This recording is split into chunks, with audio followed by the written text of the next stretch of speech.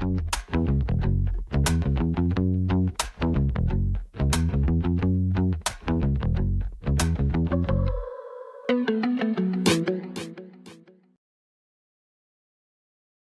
my name is David Oles, and I'm the co-host of Mississippi Happenings podcast. Joining me each week is my friend and co-host, Jim Newman. Jim, it's good to see you still have your Easter suit on. Thank you. It's always good to be seen. Good. This week, our topic of discussion is about desegregation in Mississippi public schools. Our guest today is Jack Reed Jr. Jack is the former mayor of Tupelo. He is the owner of the Tupelo-based Reed's Department Stores. He is a graduate of Vanderbilt and the Mississippi School of Law. He's a civic leader, a businessman, and a philanthropist. Mr. Reed, it is a pleasure to meet you and have you join us. It is my pleasure, David and Jim. Thank you for inviting me. Yes, sir. I want to do just a brief history of desegregation in Mississippi. We know that the ruling of the Supreme Court's Brown versus Board of Education was in 1954. And in Mississippi initially opted to delay desegregation efforts after that ruling. The state government, led by figures like Governor Ross Barnett, actively resisted federal orders and implemented strategies to maintain segregation. The resistance led to years of legal battles and federal intervention to enforce desegregation.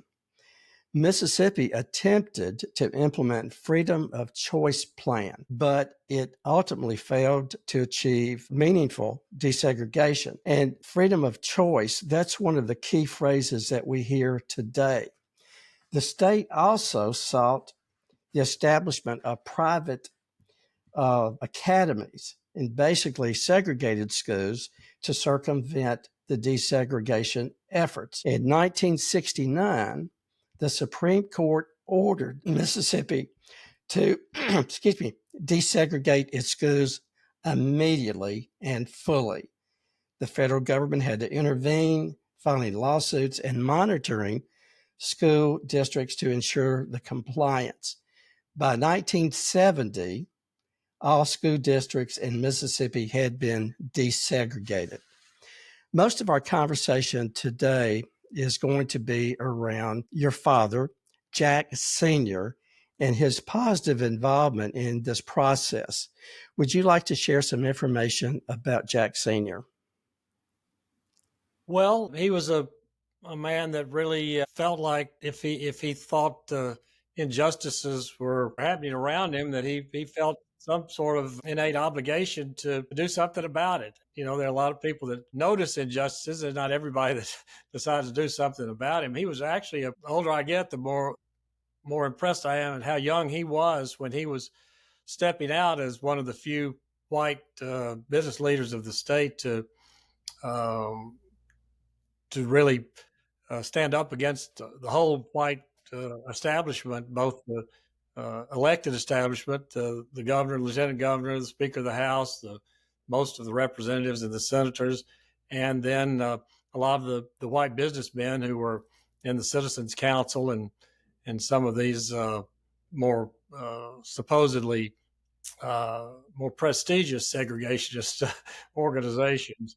But just, I guess, a short history. He was fortunate. His dad, Bob Reed, who started our store, was not a racist.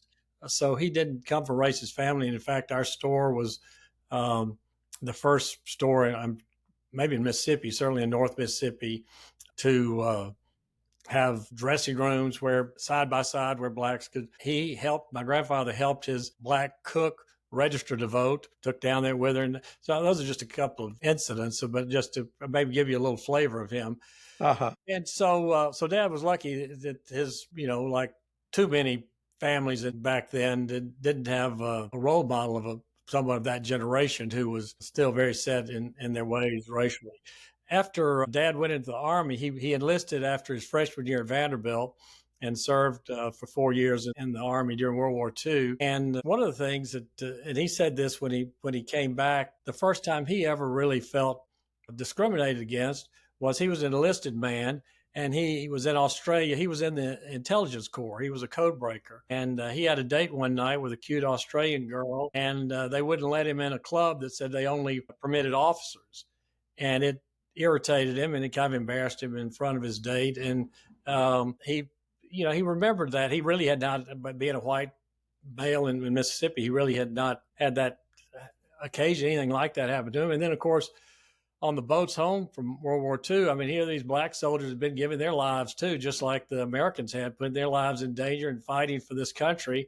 And they get off the boat, they go to Camp Shelby in Hattiesburg, and all of a sudden, bang, it's blacks over here, whites over here, blacks to the back of the bus, whites come on in. And he just, obviously, I mean, you think everybody thought that was obvious, but he said, that's not right. That's not right. These fellas have been fighting for our country just like we have. This ought to be their country too. They sure ought to be able to vote.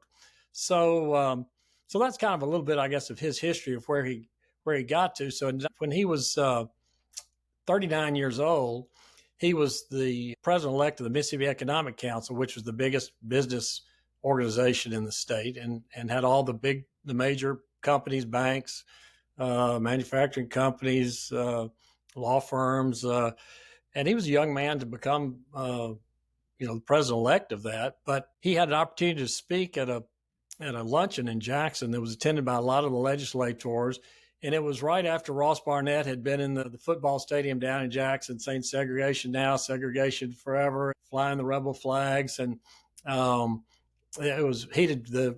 James Meredith had just in 1962 had just had the Battle of Oxford to get him enlisted in Ole Miss, just 45 miles from Tupelo up here.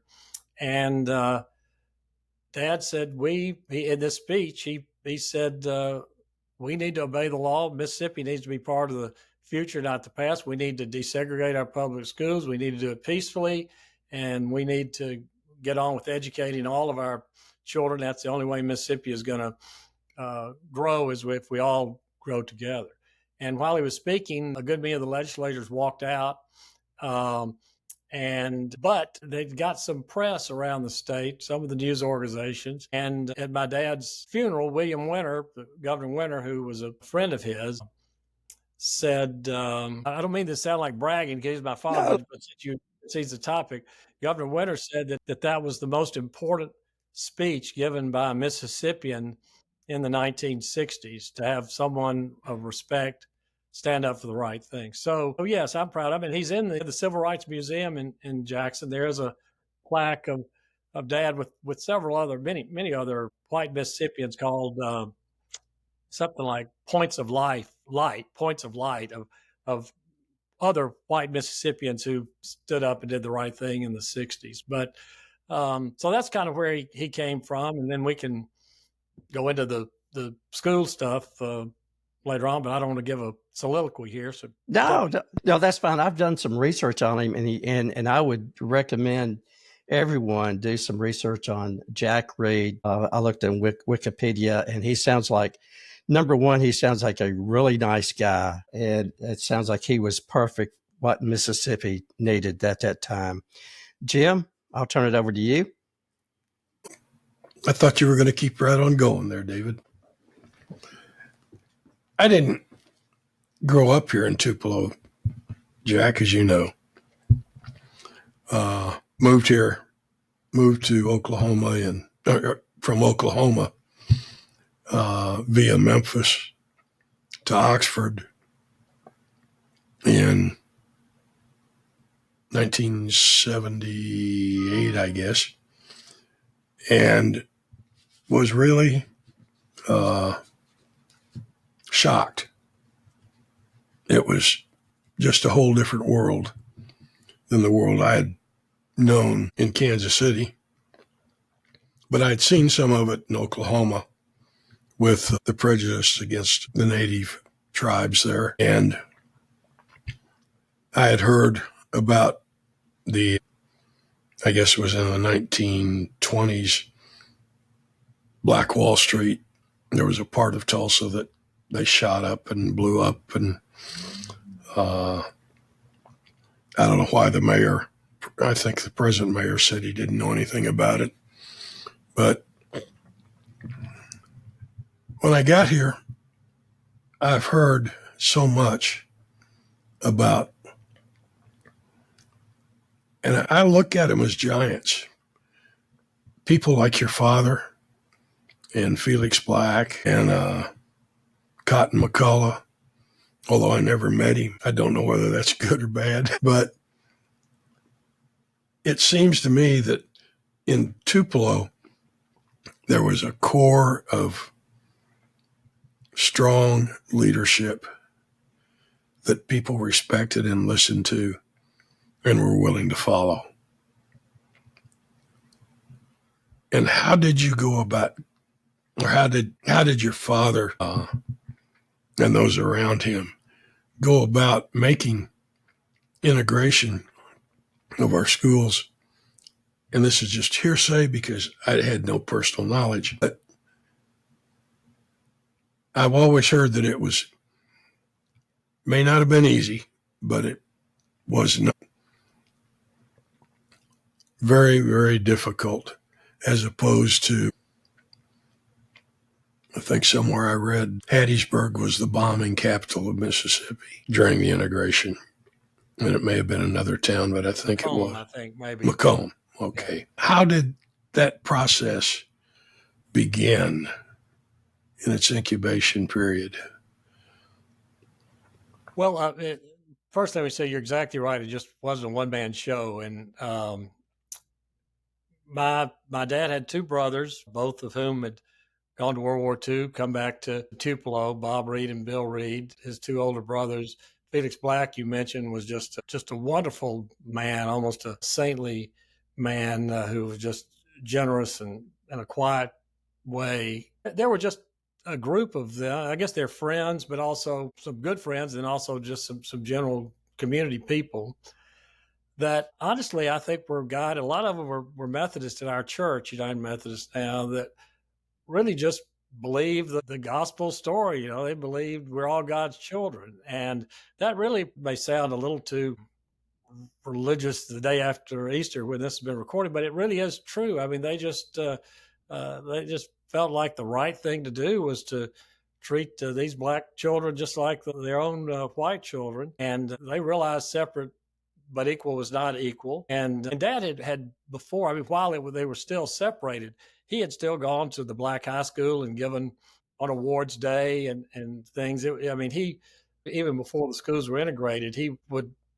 be a part of trying to celebrate the achievements of the black students in the black schools.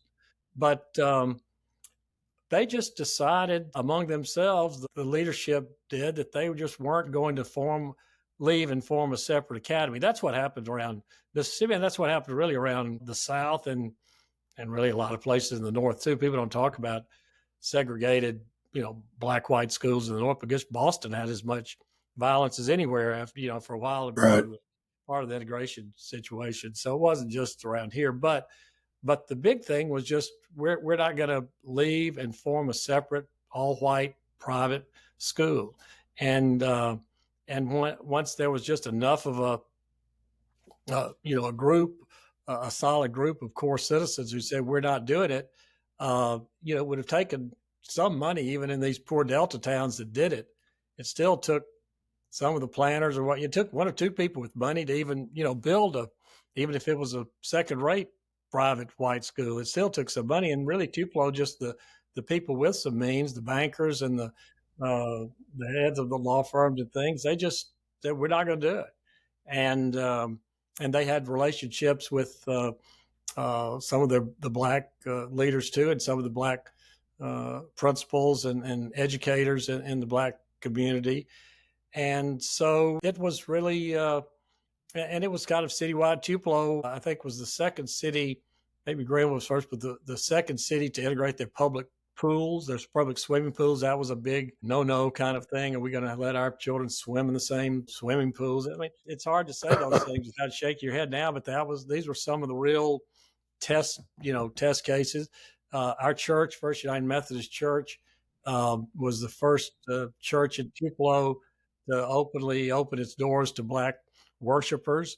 There was an article in the Wall Street Journal, on the front page of the Wall Street Journal, that talked about that, and said that while it was fine for these churches in New York City and New Jersey to say they were going to integrate, they thought the fact that the First Methodist Church in Tupelo, Mississippi had agreed to was a gigantic step in the right direction. So it wasn't just the schools; it was the town. And again, I'm coming back to this, the Good Samaritan and who is, who's a stranger who needs my help. It's where I am when I see an opportunity. At our church, Dad told this story. Our head usher, there was a word came out that some blacks in Tupelo were going to try to attend the white churches the next Sunday.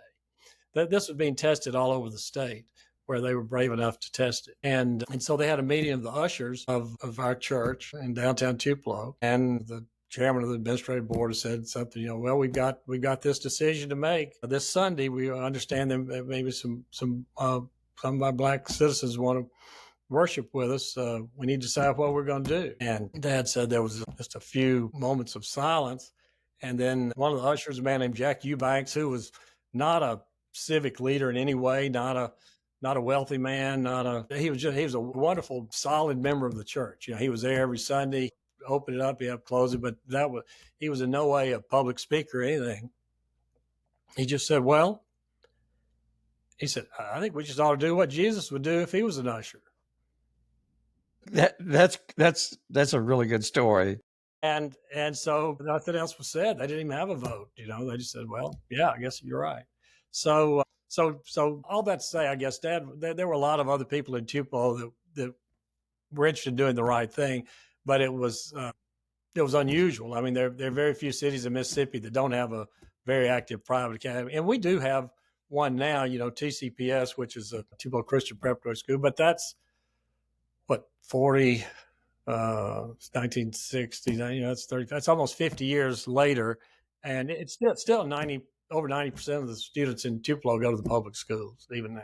And it's been the best thing for our economic development. It's told companies from all over that we're a welcoming community, that it's helped our reputation as a progressive community that welcomes everybody and treats everybody well. And so it's been not only was the right thing to do, but economically it was a smart thing to do.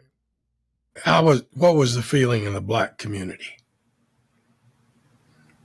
I'm not the best person to speak about that, but I think it was some trepidation and some the right thing to do.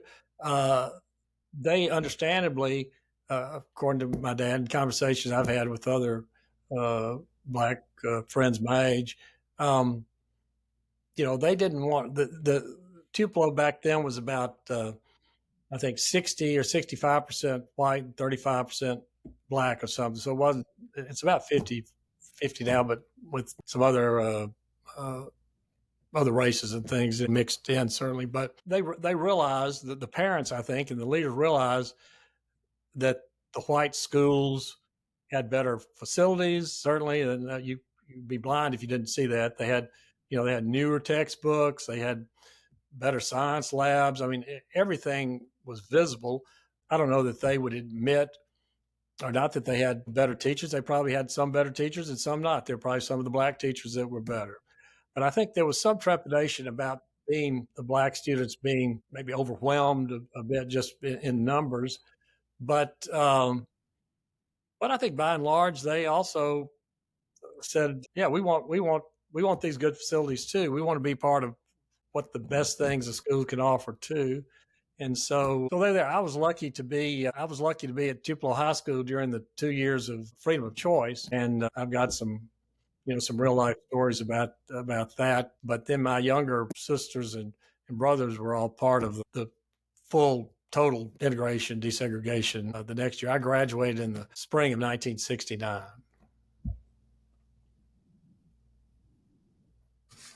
Was your dad's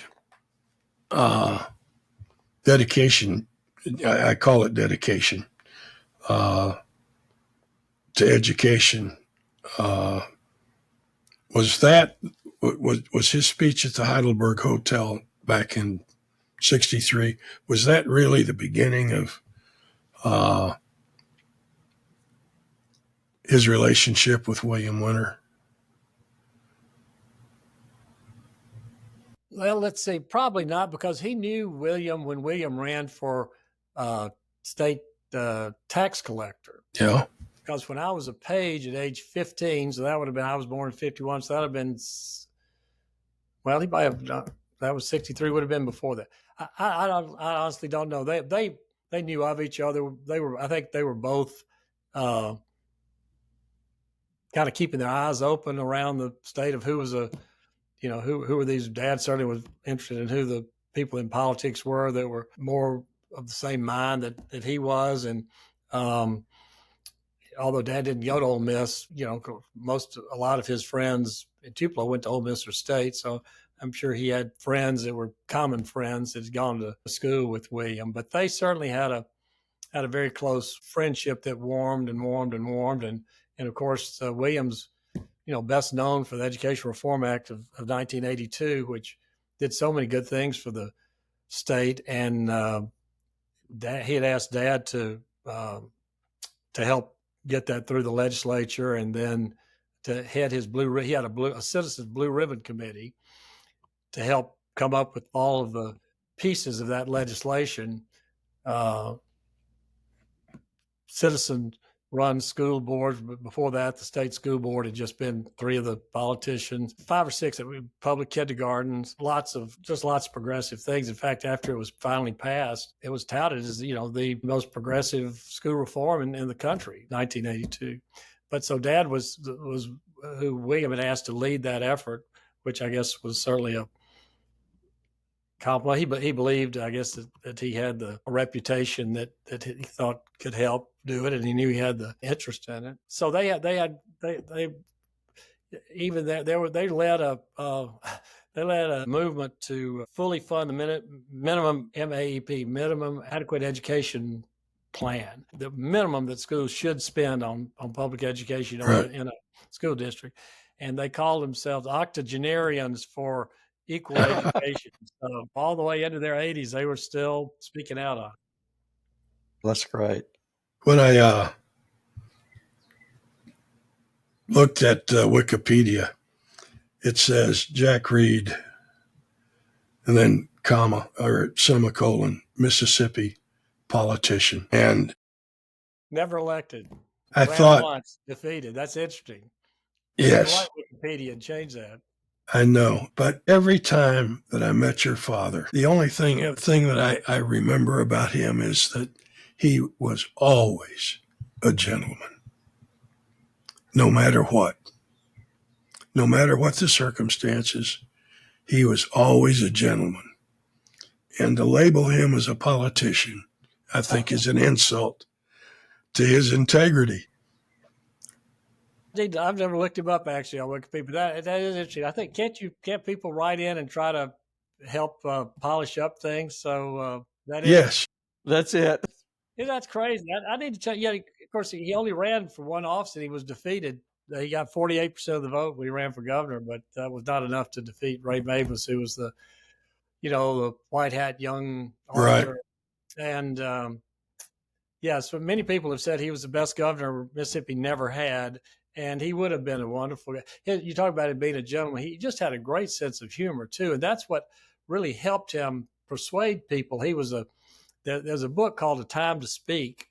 And Jim, I don't know, Jim, you may have that book. I'll get up and show it to you. It was a book, just a collection of his speeches, which was edited by Danny McKenzie. Danny in that talks about the fact that he would just pepper his speeches with humor and realized that people would pay attention, and if they liked him, then they would and thought he was, had a good sense of humor. A lot of it was self-deprecating humor. But then when you get to the serious part, they pay attention to it, and he could ram it home. And he was so well read. He was an English major at Vanderbilt, and had he had quoted everybody, and they weren't just. I talked about his Christian values, but he quoted Muhammad, he quoted rabbis, he quoted Catholic priests, he quoted Emerson and Tennyson, and just was just collected notes all the time. Things he read, he would write little things down. If he heard somebody, he would write things down. If he heard funny stories, he would write them down. He had a whole book of just funny stories that he would, put in and out of his speeches. But if people are actually interested in that, we still sell that book in our bookstore. It's called A Time to Speak, Speeches by Jack Reed. But it's and it started. The first chapter is this 1963 speech in front of the folks in Jackson at the Heidelberg, but it goes all the way through his life. He was a big he was the white speaker to join the Methodist Church, the black and white Methodist churches in Mississippi. They had a big debate down in Jackson, and he was the Clarence Darrow for yes, let's divide the Methodist Church. He was on the National Council of Churches. He was the only white Mississippian to be on this National Council of Church, which was to deal with church integration and those kind of things. He made friends with James Lawson, who was a black leader in Nashville. He made some good friends all over the country, and he was kind of viewed with suspicion by a lot of those Easterners because they thought he was assumed he was a white man from Mississippi. He was obviously a prejudiced racist who wasn't, if you were white and from Mississippi in those days. So, he had a lot he was president of the Vanderbilt Alumni Association. They had an election that year after that for the Board of Trust, and he came in second to a chemist who had just won the Pulitzer Prize in chemistry, and that was bad luck. That was his opponent. Say a politician. He in all these volunteer organizations that he helped found LIFT, which was the first community action agency in Mississippi. He and George McLean went to Washington, D.C. when they heard about that the federal government was going to start giving money to people to help pay their rent and prevent these eviction notices and pay their water and light bills. And he and Felix Black and George McLean and some others, Hob Bryan's dad, worked on that. His father helped found the Boy Scouts in Council, but Dad was he ran a silver antelope in Scouts. He gave hours and hours to the Boy Scouts. He helped find the United Way here. It was called the Trust or something, United Trust or something. They changed to United Way. Helped found Create Foundation. George McLean, George's wife, and James Hugh Ray, George McLean's attorney, and that's now easily the largest community foundation in the state of Mississippi. Millions and millions of dollars given through that to all these great causes. He just had an amazing amount of energy and just was interested in making life better. But he enjoyed life too. He loved playing tennis. He loved his friends. He was in a coffee club that met every day from 10 to 10:30, downtown, and they'd play this little game of, who pays. They just laugh. Have the best. Was that right there across from the railroad tracks? Well, it moved around. The game moved around depending on what restaurants ended up having them. But but they had a big time. He enjoyed life. I remember he was the youngest president of the Mississippi Economic Council and of course the first chairman of the State Board of Education. And I remember once after I was stepping into some of these roles that he was aging out of in his 70s and stuff. And I went to his office one day and what's up? And he was asking me about, something. And he just looked at me, he said, Jack, he said, I just don't want to become irrelevant. I just don't want to become irrelevant. That's great. That's, he wanted to be a part of where things were happening. He was the leader of Mission, Mississippi, which is, black and whites together have one breakfast a month. He went for months at 7 o'clock. He wasn't a morning person either, but he got up and did it. And heck, he made me go, asked me to drive him sometimes. So I ended up going to all those darn meetings too. You mentioned just a minute ago, LIFT, LIFT. Right. Tell me a little bit about that? What is that, and what was its purpose?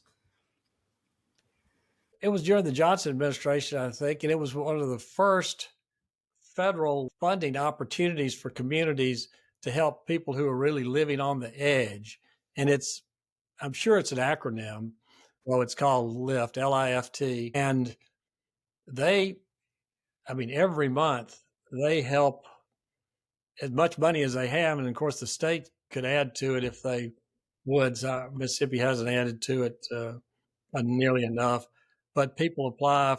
Again, it's just people one paycheck away from total poverty. I mean, they'll help pay somebody's heating bill if it's 20 degrees outside and they can't pay the heating bill. They'll help pay their rent. They'll help give them a little money for whatever, a heater, a refrigerator, a fan.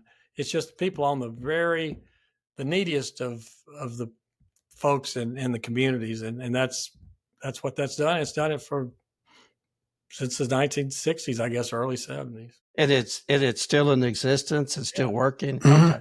Yeah. Well, that's good. You mentioned the United Methodist Church, and I've got to. That makes me proud when I hear about his involvement in the church. I am also a United Methodist, so that makes me feel good. One other thing that I thought was interesting, that the private academies, from 1966 to 1970, it went from 121 private academies to 236. And I should know the answer to this, but I'm not sure how many there are today. But we look at the private academies, and then we hear that word again, school choice. And to me, that's all about segregation. Is that a fair? Do you think that's a fair statement? And I don't mean to put you on the spot. Yeah, well, no, it's not on the spot. I would just say that it's that. Okay, my apologies.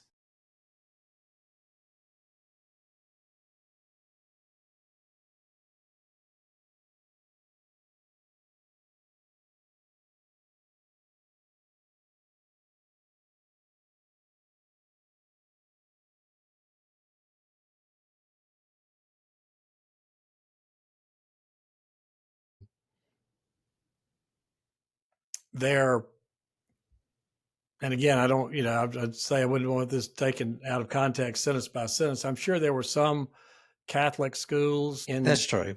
in the state before. We didn't have one in Tupelo. I don't know, there were one in Northeast Mississippi, but the coast had some. Maybe the Delta had. So there may have been some Catholic schools that were.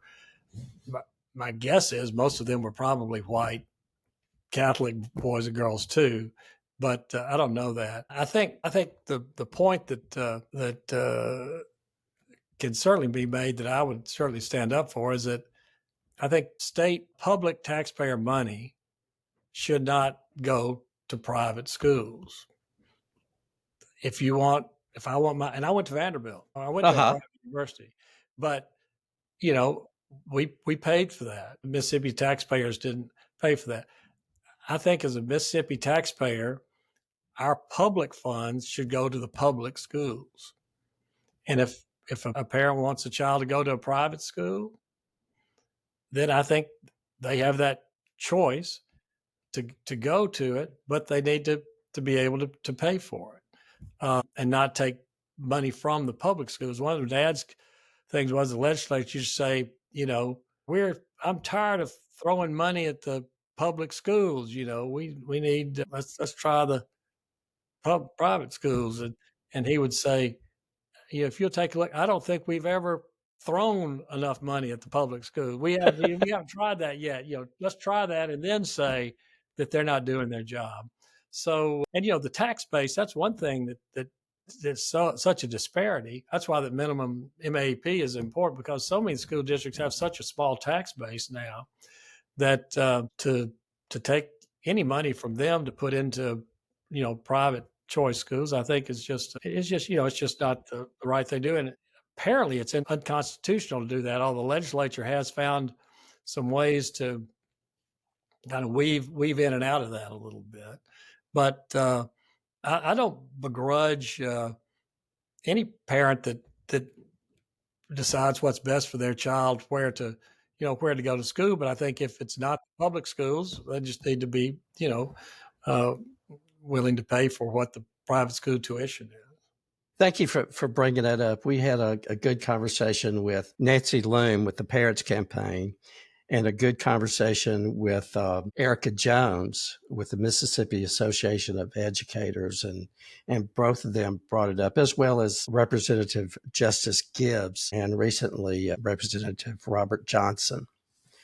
And the latest thing over this past week, Secretary McMahon sent out the letter, and Mississippi's share of funding is being cut by $136 million, which really concerns me when I go through the list. The Taylor Vance wrote in Mississippi Today, maybe Saturday. It was Friday or Saturday. But there's 70 schools that are getting cut, and the majority of them are county schools, and they're rural schools. Sunflower County's getting cut. Well, they were I guess the process was that they were promised money, but they're not going to get it now. And they had made commitments to build and to redo air conditioning systems and everything else. Sunflower County's losing like $330,000. Covington County Schools, I'm looking at $664,000. And Columbus Municipal Schools, $519,000. As you go through the whole list, with very few exceptions, they're all county. George County, Greene County,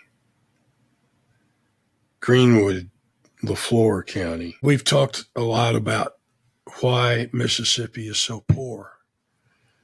And Jack, this is, unless the state, at least in my opinion, unless the state needs to stand up and not do away with the taxes. I mean, we've got to support our school system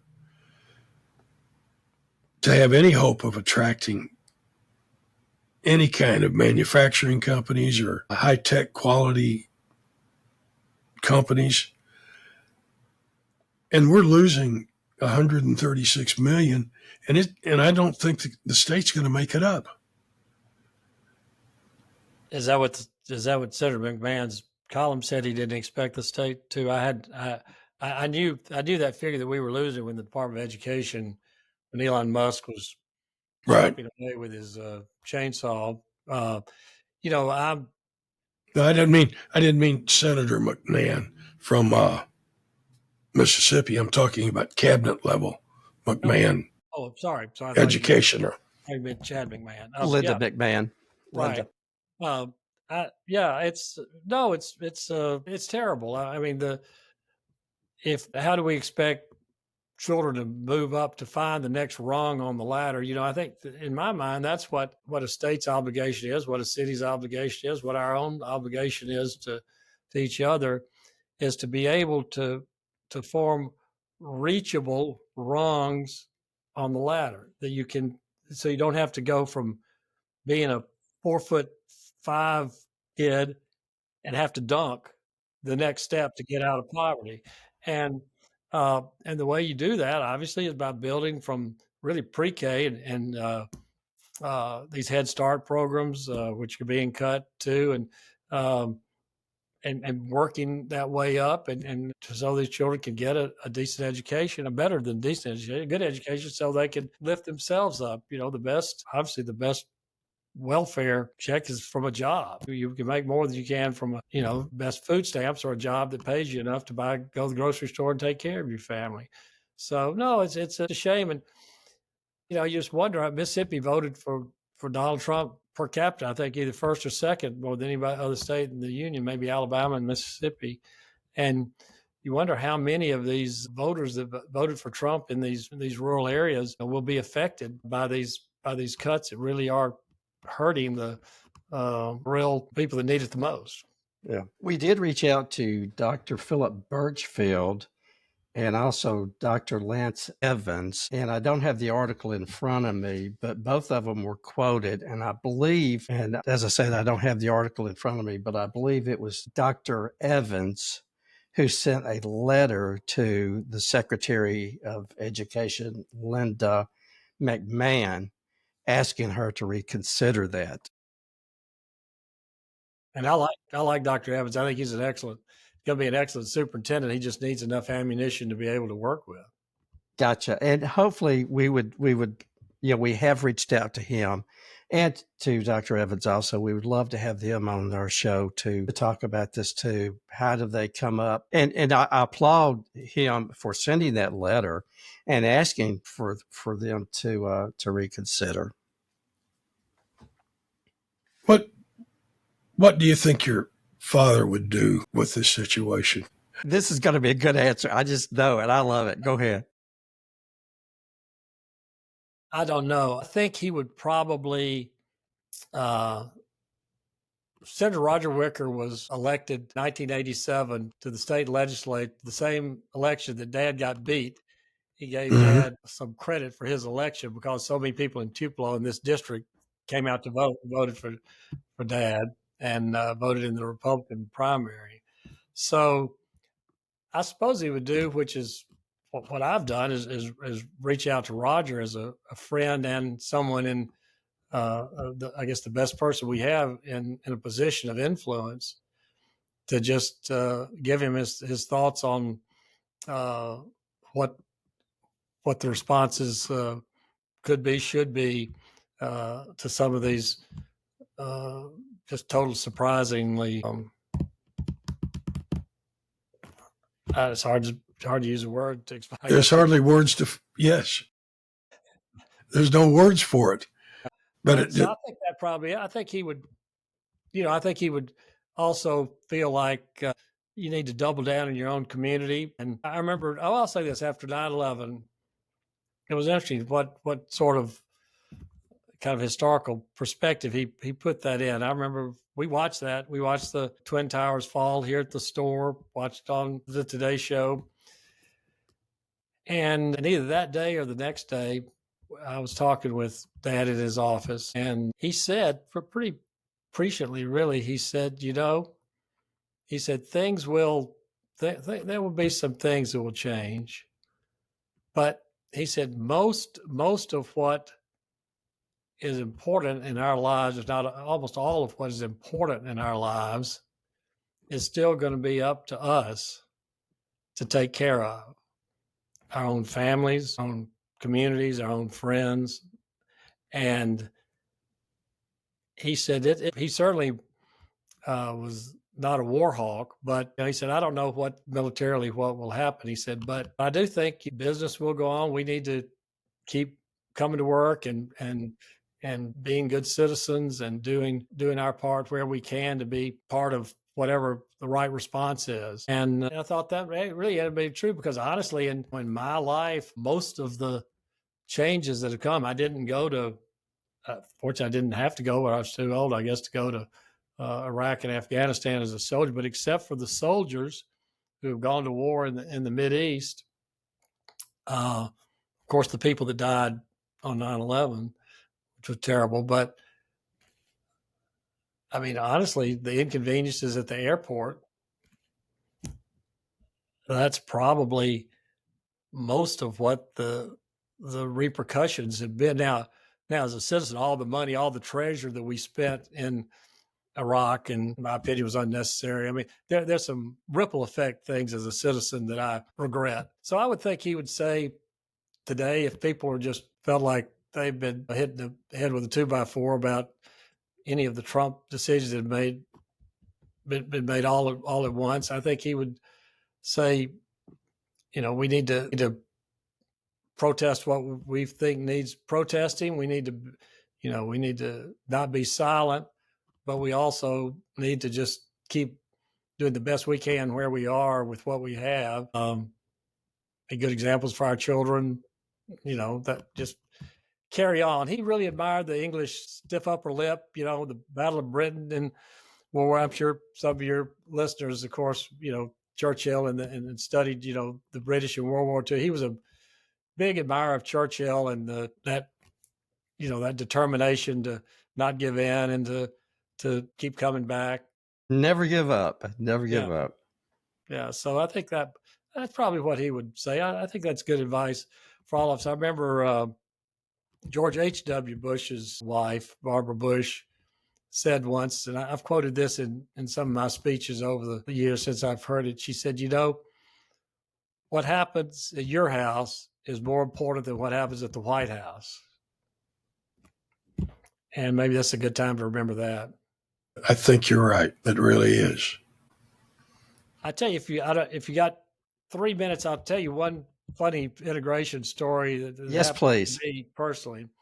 Like I said, I was for freedom of choice. So in the fall of 1967, we had 5 black students come to Tupelo High School. No whites chose to go to Carver High School, which was all black high school. 3 girls and 2 boys. The 2 boys both came out for football. One was David Adams. One was a fellow named Frank Dowsing. Frank had been in an automobile accident that summer, and so he couldn't participate in 2-a-day. I was on the football team. He couldn't participate in 2-a-day workouts because his mouth was wired shut from this accident. So he was out in T-shirt and shorts, and we were in our pads, and you could tell he looked like pretty good athlete, but how testosterone high school guys are. Yeah, but Terry can take a hit, and yeah, sure, everybody's faster in shorts and in pads, and kind of discounting all this stuff. Well, anyway, Frank gets his mouth wires out, and it's the first weekend, I guess, and I was firmly ensconced as the B team quarterback my junior year. I should have been the varsity quarterback, but the coach.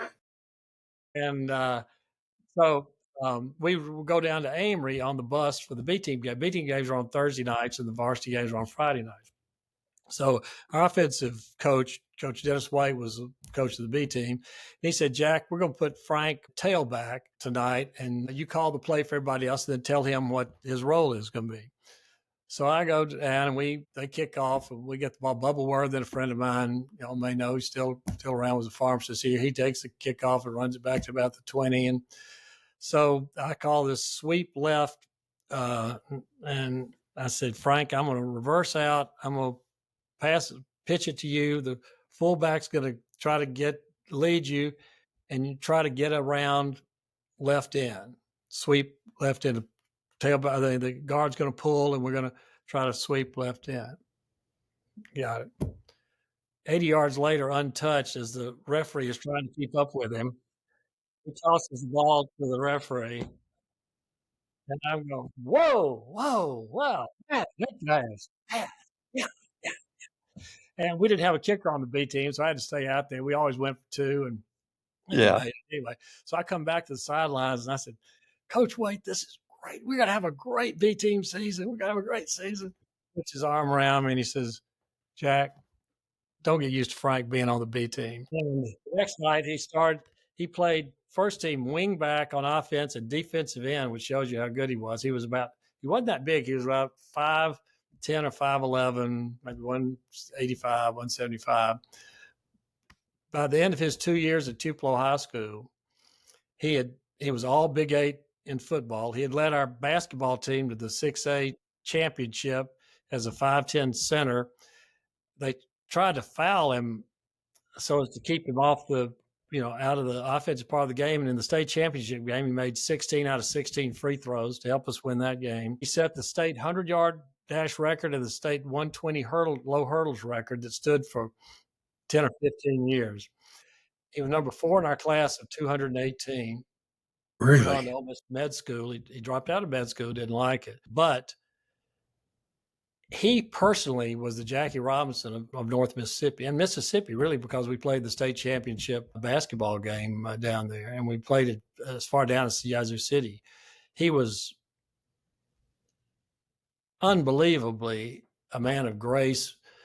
People unfortunately not in Tupelo, but people other places would N-word, yell at him. But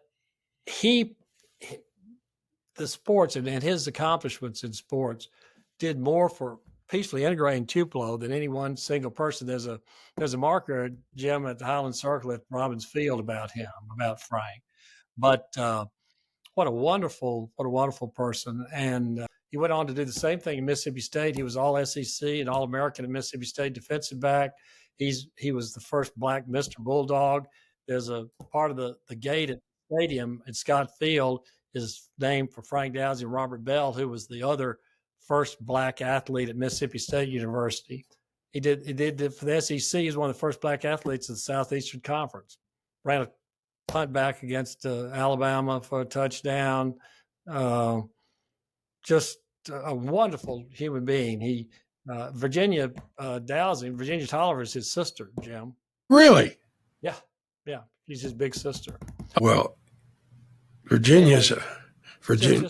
Just an example of somebody else who really played a big part in how sports can be a great melting pot. Really the best of, you're judged by your ability, not by the color of your skin and how you treat people.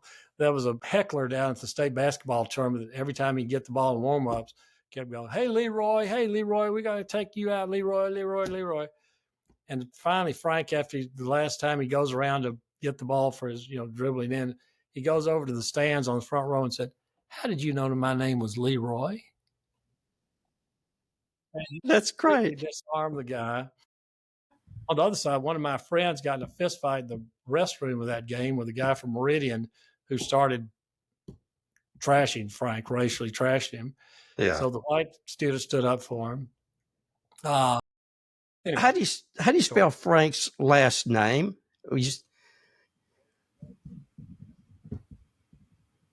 O-W-S-I-N-G. Frank Dowsing. He's Dowsing. Okay, thank you. Hall of Fame, as he should be. Does he still live here? No, he is deceased. He's deceased. That's one of the things that I like about these kind of podcasts. Having grown up in Kansas City, there was the Kansas City Blues, which was a farm club for the Yankees, but there was also the Monarchs. Yeah. And Satchel Paige was one of the pitchers. I did not know that Satchel Paige died at home here in Mississippi. If I had known that, I would have gone to see him. Sure, yeah. We lose so much of our history, and I guess where I'm getting around to is that Saturday's paper, or maybe it was Friday, said that the state education board is not going to be requiring tests of history. I saw that. Okay, so I'm saying, I'm going to take history and I don't have to pass the tests. I just need to take history, and that's not getting an education. Yeah, I think that comes back to, again, I think Dr. Evans, our new superintendent, is concerned about this too.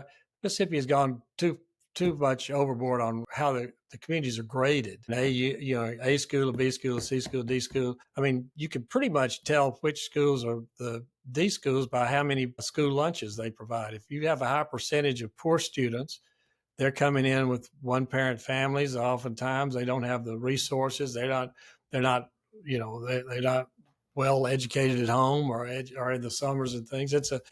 There needs to be, that grading system needs to be changed. And if you don't have a grading system at all, or at least it needs to be something on how you're improving, how the teachers or how these students are improving, not just how they do on a test at the end of the year. And I think part of this history thing is because since that's not part of the state test, they're saying, well, we're trying so hard, our teachers trying so hard for this to be Tupelo to be an A.